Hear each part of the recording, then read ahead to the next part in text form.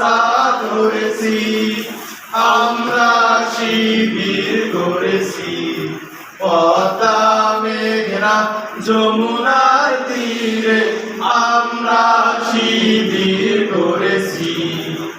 এই শিবিরে শান্তি ছায়ায় মাজলুম মানবতা নেমেছে গোঠায়। এই শিবিরে শান্তি ছায়ায় মাজলুম মানবতা নেমেছে গোঠায়।